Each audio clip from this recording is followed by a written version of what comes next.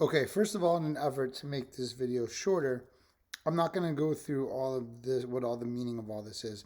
Second of all, I think it doesn't help. This won't make sense until we do some examples, and then maybe we can come back and talk about it or talk about it in class. So I'm going to jump into examples.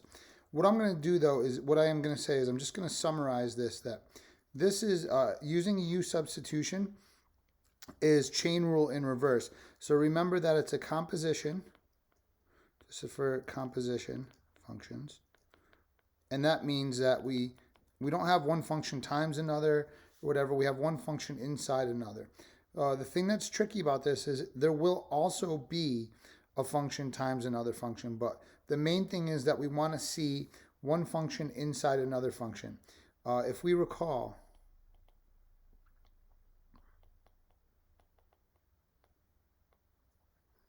the derivative of a composition, that's g plugged inside of f, is the derivative of the outer, recopy the inner, times the derivative of the inner.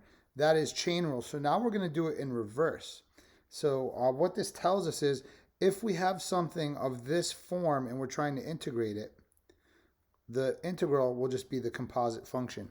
And what gets a little weird here is it's pretty easy to see that this part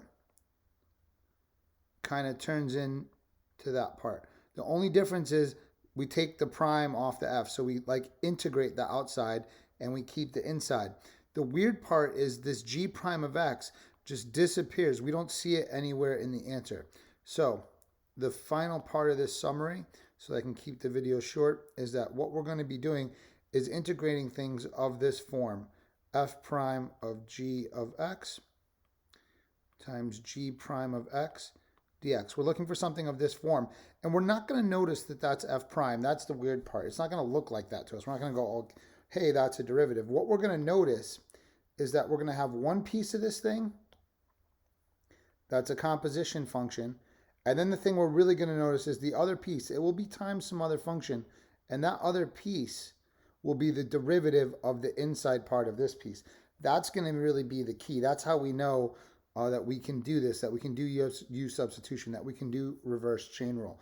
That's the key. Not only do we have to have the composition function here in the yellow box, like one function inside another, but then we have to have times the derivative of the inside. Because if we have that, then we can reverse chain rule. That's the key. Sometimes I call this the license to integrate. Having this part here, the inside prime, the g prime. So I'm going to skip over all of this. This is kind of what I just wrote. Okay. This is more craziness. We're just going to jump right in. And I'm going to skip over the first couple because we should be able to do A and B without using U substitution. When we come back to this, we're going to look at how it works. So that we don't always have to do U substitution. So here's an example I want to start with. I notice that I have a composition of functions here.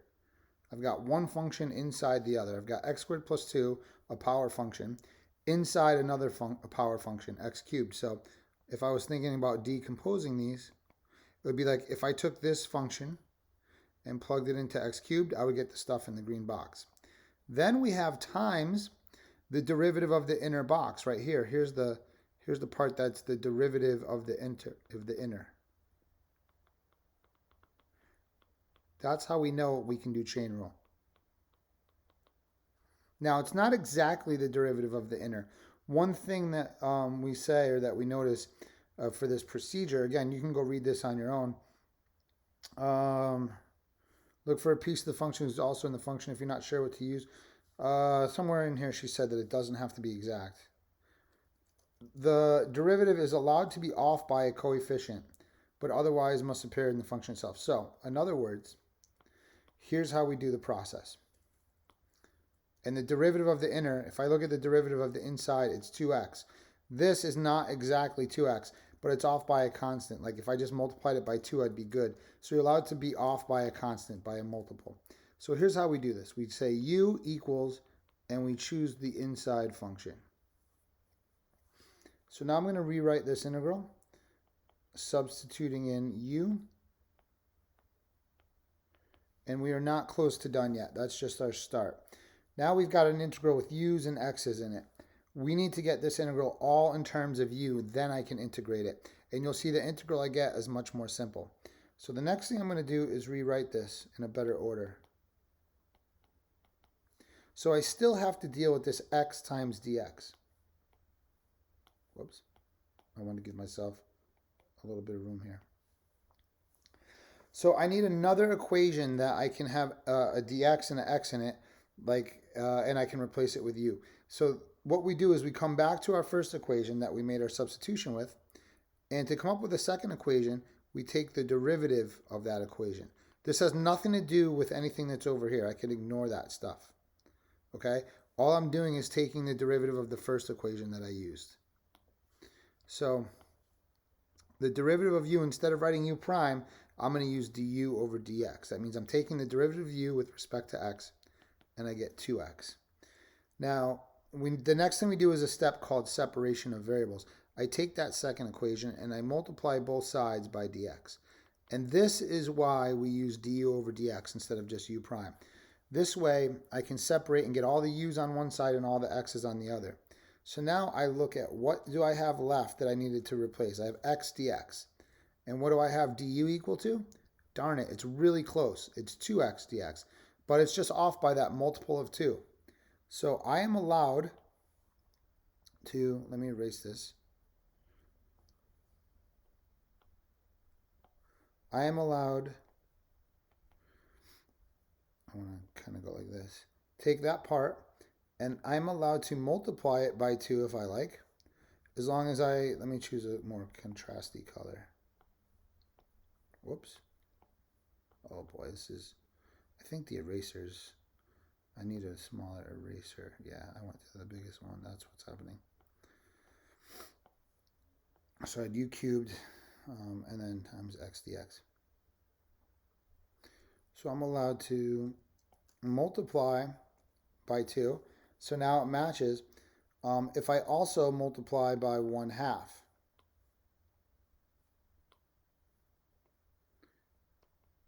I'm allowed to do that because what I've really multiplied by, all the numbers in pink that I just added in there, they just multiply to 1, and multiplying by 1 doesn't change anything.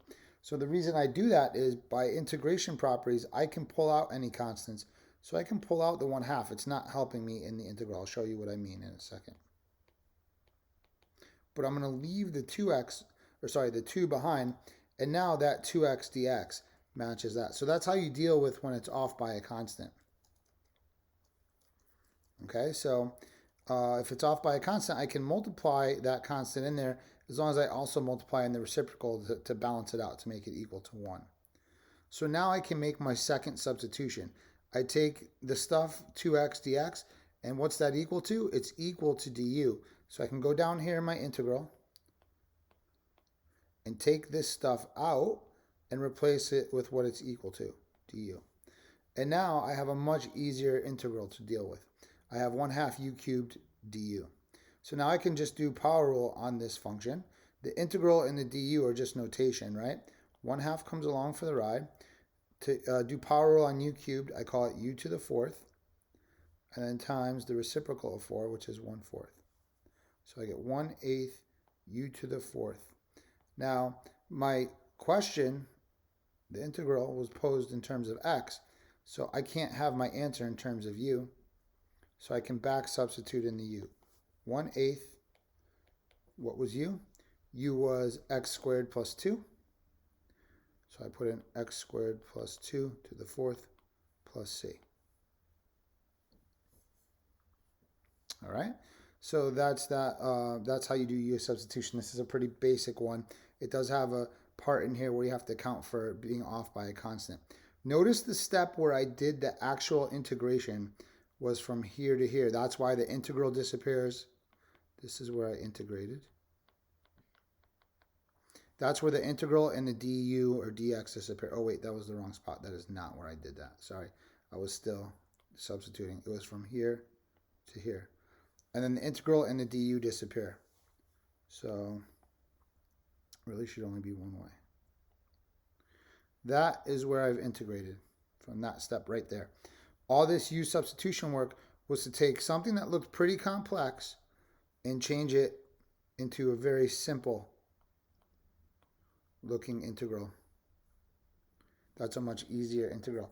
By making that u substitution, we're focusing on the outer function. In the end, that's all you have to do when you do reverse chain rule is you just have to integrate the outside and then recopy the inside. If I look at this, it's like all I did was integrate the outside. I increased the power by 1. That's what happened here. And then I multiplied by the reciprocal, 1/4. Now, the 1/8 shows up because I also had to account for this 1/2. But notice the outer function, the part that came from the derivative of the outer, that just disappears in the answer. So this is one way you can do it without u substitution. Like I just took you through the u substitution steps, but you can do it without it. And the times that I would suggest trying to do it without it is when you don't have to account for this constant. So we're going to do a couple more, and then we'll try the first 3. The constants match up nicely, and we'll see if we can do it without it. All right, so this guy here, let's try this one. First of all, I'm going to bring the thing in the denominator up. So what do I notice? I see that I have here a composite function, one function inside another. And then I see that I have times some other function here, which is that the derivative of the inner function? I should say derivative of inner. Well, what is the derivative of the inner? The derivative of this inner is 8x. So that other function on the outside is close enough. It's just that it should be 8x, not just x. But I can deal with that. I can multiply by a constant of 8. So this means that chain rule is going to work here. That's how I can tell. So step 1, I take and I make u my inside function stuff. Now before I go substitute it into the integral, I'm going to go ahead and do step 2. Like these are the steps in the order in which I think I do them. Right away, I'm going to take the derivative with respect to x. I get 8x, and then I'm going to separate the variables. So all I did here was take the derivative of u, take the derivative of 4x squared, take the derivative of 3, which is just plus 0, which I'm not showing. Then I separate the variables, so I have 2 equations that I can use to make a substitution. All right, I'm going to rewrite this integral to make it look a little neater for right now with my substitution. So I'm just going to switch around this multiplication.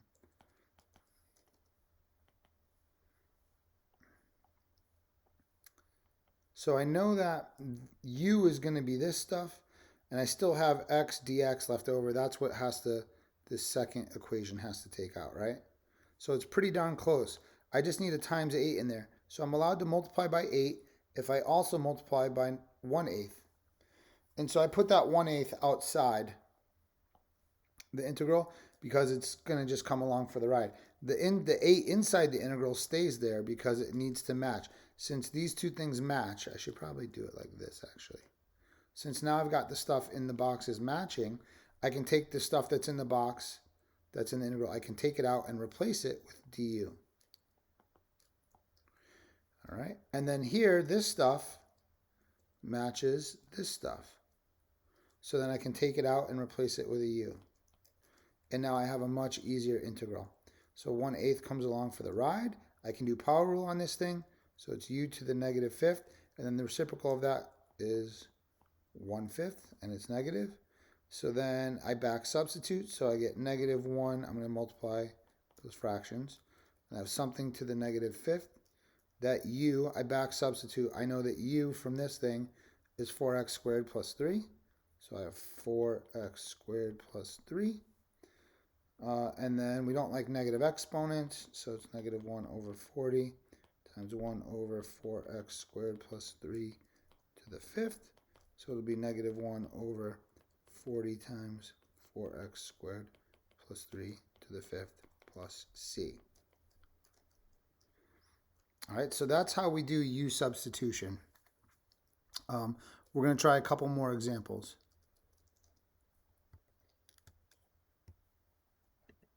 Let's do the next one. So I'm going to rewrite this as 7 minus 2x cubed to the 4/3 power times x squared dx. This is a u substitution one because I see my composition function.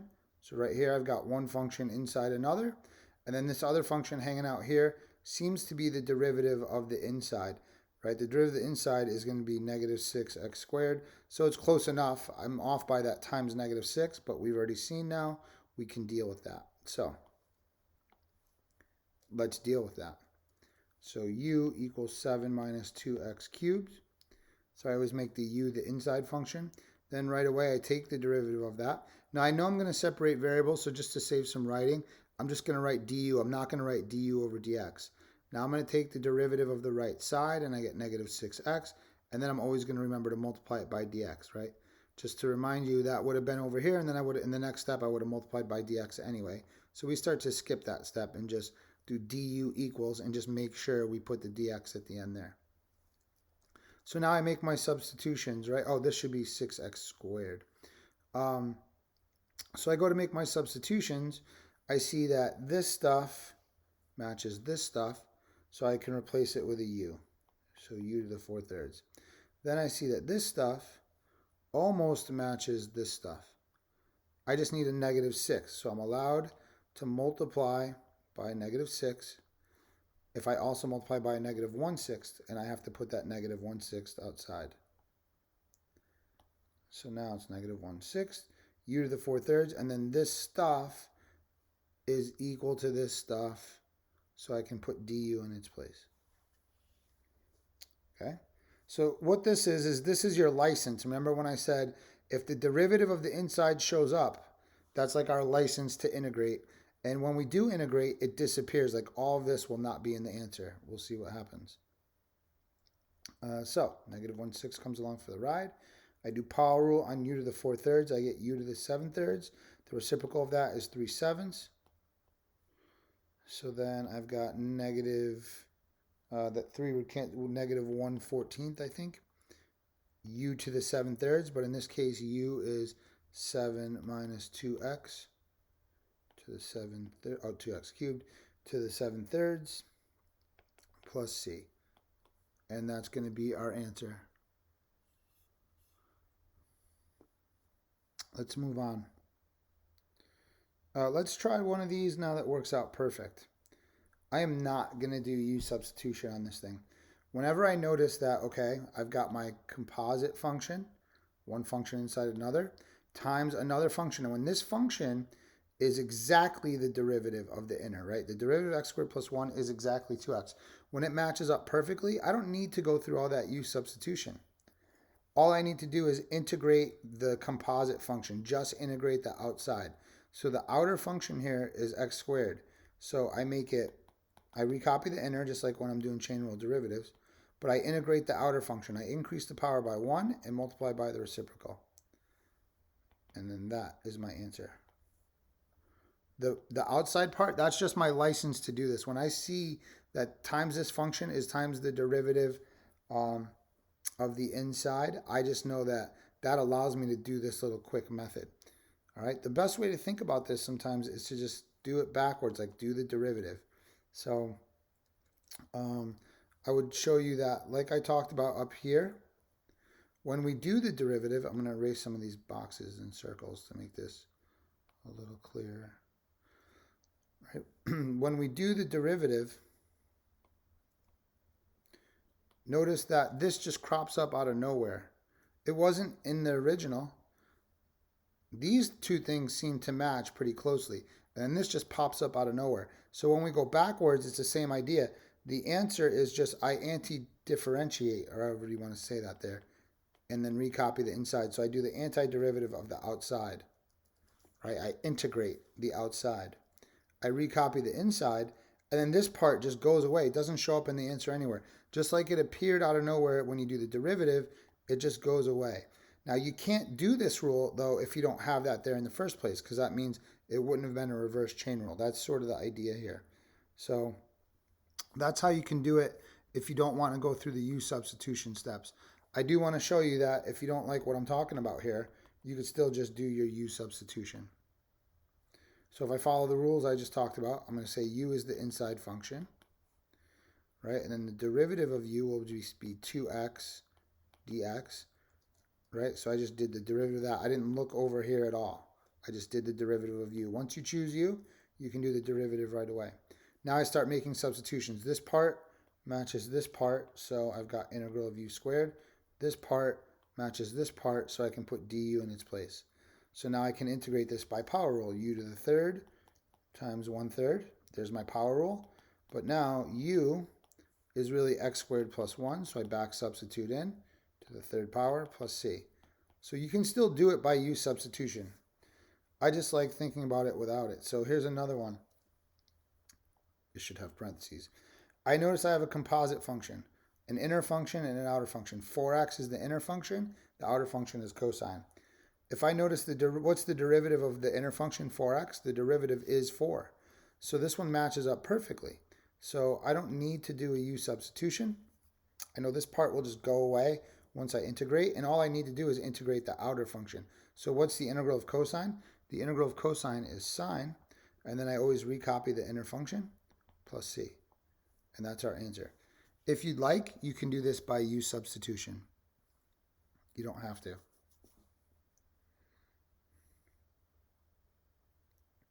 Here's some clever trigonometric identities.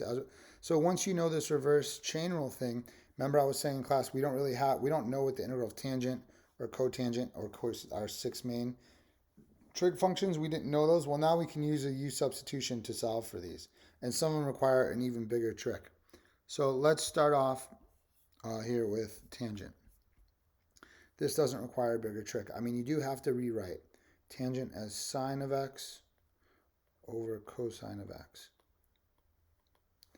So in this case, I can choose u to be sine of x because the derivative of that will be cosine of x, which is the other function. Here's the problem. You can't ever really have du in the denominator. That's a problem. The du always has to be like out in front times the dx. It can't be divided by the function. So that's not going to work out. But the nice thing about sine and cosine is they're the derivatives of each other.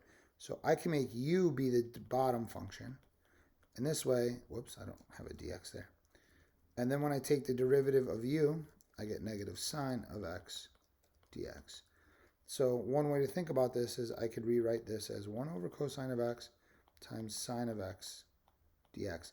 That's the advantage to having the du in the top. I can kick it out of the fraction and see that this matches that. I just need the negative sign, right? So I can multiply by a negative 1. I'll do it in pink. I can multiply by a negative 1 inside there if I also multiply by a negative 1 outside. Now it matches. So all of this stuff in the box can be replaced with du. This over here would be 1 over cosine of x is 1 over u. Now I can integrate this. The integral of 1 over u is natural log of u, the absolute value of u. And then u was cosine of x plus c. All right, there we go. I might come back to these just because of the interest of time. I'm trying to keep it short. These are a little bit trickier. These are just some like where you're going to have to use trig identities and stuff to work these out or multiply them out. I want to skip these for now. What I want to get into is now doing some of this with definite integration. All right, so let's look at example number 4 here. So this one can look like a little tricky at first, but keep in mind that I see this function here, tangent, even though it's not at like outer and an inner, but I notice that this function is the derivative of tangent. So that's going to tell me that that's kind of like a chain rule that I can use. Watch what I'm talking about. I could say u is tangent of x, because then du would be secant squared of x. So this part here can be replaced with du.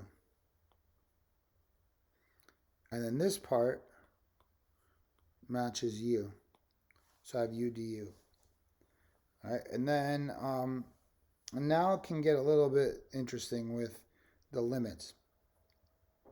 I can then integrate this thing. I can go from 0 to pi over 4 if I want. I could integrate this. So the integral of u is going to be power rule, so it's going to be u squared times 1/2. Then I can substitute in my x's. So I get 1/2 tangent of x. But now I'm doing a definite integral, so I'm going to evaluate from 0 to pi over 4. There's only one problem with all this work that I showed you. This step right here, when I write this down, technically this is incorrect. And we're going to talk about why in a second. These limits are in terms of x. Whoops. The question was published with x. These limits work when you're dealing with x. When I have a u here, this is technically not correct. I'm supposed to turn these into u's. Those are in terms of x. I'm supposed to turn them in terms of u. The reason I don't switch them here is because afterwards I back substitute in my x eventually, and then I get my answer. So let's go ahead and finish off our answer. So now I do capital F of B minus capital F of A. So that means that I'm going to go 1/2 times tangent of pi over 4 minus 1/2 tangent of 0. All right, so tangent of pi over 4 is 1. So 1/2 times 1 minus 1/2. Tangent of 0 is 0.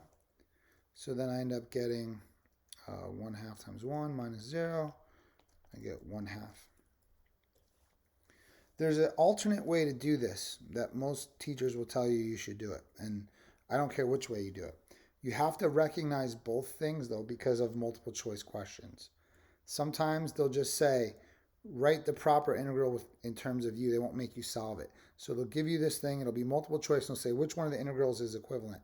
And they'll do all their u substitutions, and they won't change these to u's. They'll leave it like this. This, and the stuff in the yellow box would be a wrong multiple choice answer because those limits were not changed. The reason I didn't change them is because I knew later on down the road I was going to change back to x here. So I didn't want to change them. Here's an alternate universe path. From here, instead of changing back to x at the end, before I integrate, I can change these limits. So I wouldn't have written these limits at all. I would leave them blank, and I would change them to u's. Now that my integral is all in terms of u, I can change pi over 4 into what it is for u. Luckily, I have a little converter right here. This is my converter equation. If I plug an x into it, it'll turn it into u. So since pi over 4 is in terms of x, I can plug pi over 4 here in. So tangent of pi over 4 is 1. So that becomes a 1 in terms of u. If I plug in 0 into my converter, tangent of 0 is 0. So that becomes a 0. So now, when I integrate in this other method, I do power rule. I get u squared times 1/2. But now I don't have to back substitute. I can just integrate from 1 to 0. So capital F of B is 1/2 times 1 squared minus capital F of A, which is 1/2 times 0 squared. I'm realizing I didn't square these back here. That should have been 1/2 tangent squared. Sorry. So this would have been 1 squared and 0 squared. Not going to change the answer, thankfully. But those should have all been squared. You can see that we end up at the same place. It's less steps. You're just converting your limits into u's. And now this would be the proper multiple choice answer. And they would have both choices because they would make sure that you know you're supposed to convert your limits to u's. So I don't care which way you do it. I guess I would probably prefer going this way and changing my limits, but that's up to you. Let's do another one. Okay, so these look like they're going to be similar, like they're, sine and cosine are the derivatives of each other. And so we never want du in the bottom, so that means we're going to kind of think of this as 1 over cosine of 2 theta cubed. I like to write the shorthand like that. I'm going to kick that sine of 2 theta out. So now it's a little more clear to me that u is going to be that inside function, cosine of 2 theta. So then if I take the derivative of it, du is going to be negative sine of 2 theta times 2 because of chain rule, because I have this 2 theta inside. So du, I'm going to rewrite it one more time. It's going to be negative 2 sine of 2 theta. So now when I try to match that up with my stuff that's in my integral, it's close, but I need to multiply by a negative 2 in there to make it match, which means then I have to multiply by a negative 1/2 out there. So that's what I'm going to do. And now I'm going to make my substitutions. So negative 1/2. I'm going to change my integral limits to u in a minute. So I have 1 over u cubed, because this was equal to this. And then all of that stuff in the box matches all of this stuff, so I can just call it du. All right, so then I want to find my new limits. So if I plug pi over 6 into my u converter over here, cosine of 2 times pi over 6, that's going to be pi over 3. Cosine of pi over 3 is 1/2. So this becomes 1/2. Then when I plug in 0 here, cosine of 0 is 1. So now I have a much easier integral. Instead of this thing, I can do this thing. So that's going to be a power rule. A rewrite is in order here. So I increase the power by 1.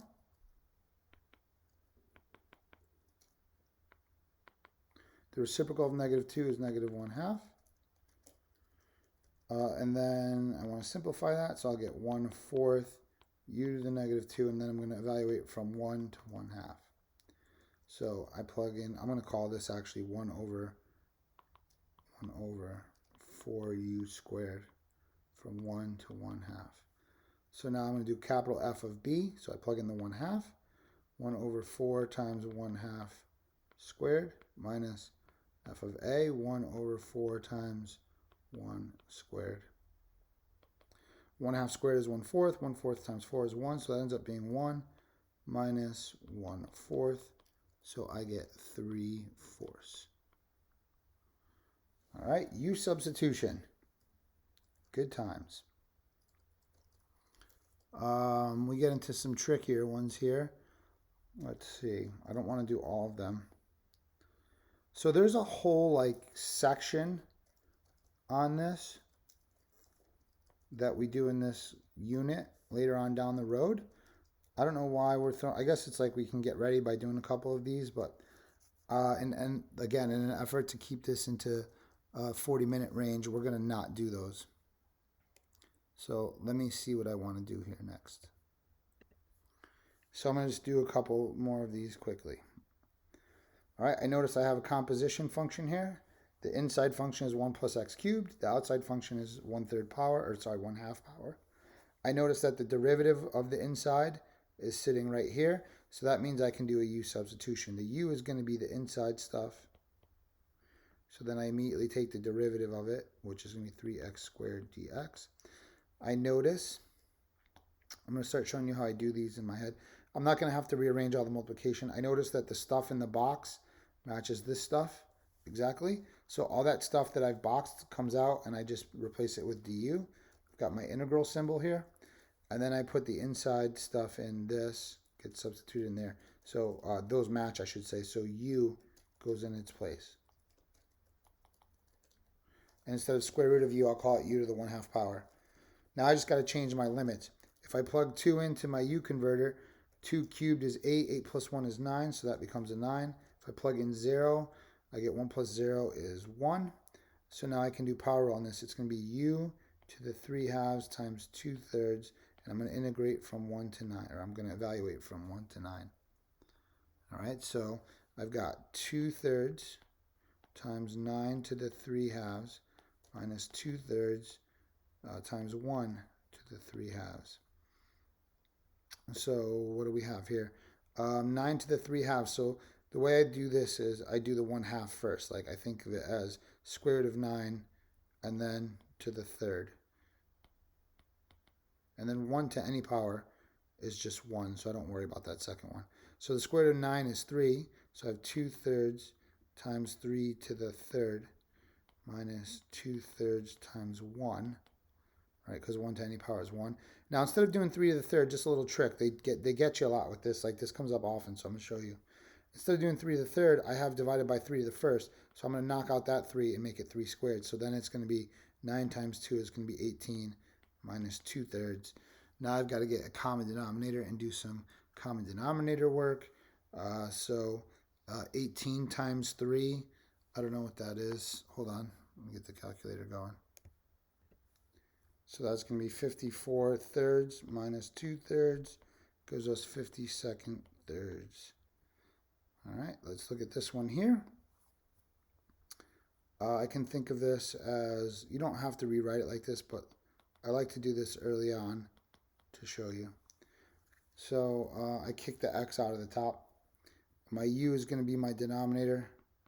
And the good thing is when I take the derivative, I get this stuff here. Again, it's off by a multiple of 10, but that's fine. We can multiply by 10 if we also multiply by 1/10. Because then in the end, all I really multiplied by was 1. So the stuff in the box becomes my du. And then I get 1 over u. Because this stuff is equal to u. So I got to change my limits though. So if I plug in a 1, this becomes a 6. If I plug in my 0, this becomes a 1. The integral of 1 over u is natural log of u. And we're doing that from 1 to 6. So I get 1/10 natural log absolute value of 6, which is just natural log of 6, minus 1/10 natural log of 1. And that's just 0. So we get 1/10 natural log 6 minus 0. So yeah, that part's gone. So this becomes our answer. It's 1/10 natural log of 6 because this is 0. Where are we at on time? 37 minutes. So again, we're not going to do this long division stuff. That's a different section. So what I did want to show you were some of these trickier ones with identities and multiplying it out, but maybe we'll deal with some of those as they come up in class or in the future. A lot of times what teachers will do is they'll do these 4 and then just say these are rules that you should remember now, because like we might see the integral of tangent becomes negative natural log of cosine. And then we can do the derivatives for these as well. Or sorry, the integrals, and then know them. So cotangent is just like tangent. You would do a u substitution with the bottom function. Let me do secant, and then you can try cosecant on your own because it'll be the same method. It's a little bit trickier. So for secant, here's what happens. I didn't think of this until my teacher showed me, but here's the trick on secant. You multiply the top by secant plus tangent. Why? Why would anyone think to do that? I don't know. But if I multiply by that on the top, I also have to multiply that on the bottom, because then all I did was really multiply by 1. So I didn't change anything. I just multiplied by 1. Now from here, I can multiply out the top, that secant. I can distribute it and get secant squared of x plus secant x times tan of x all over secant of x plus tan of x. All right, dx. So now we take our u to be equal to the bottom, secant of x plus tan of x. So then the derivative of that, the derivative of secant is secant of x times tangent of x, plus the derivative of tangent is secant squared of x. And here's where the trick comes out. You notice that this du happens to be this whole numerator. So if I kick it out and call it like 1 over this times that numerator kicked out, I see everything in the box here is just du. So all of that gets replaced with du. And then I have 1 over u because the circled stuff is what's here. So now it just becomes the natural log of the absolute value of u. Then I back substitute in. It's the natural log absolute value of secant of x plus tan of x plus c. So then you'll be asked to like memorize that. I don't think these come up on the exam too much. I don't remember seeing these, but you would do a similar thing for cosecant. And then the trick we used here for tangent, you would use a similar one for cotangent. I'm going to stop the video here. 40 minutes and 33 seconds. You're welcome.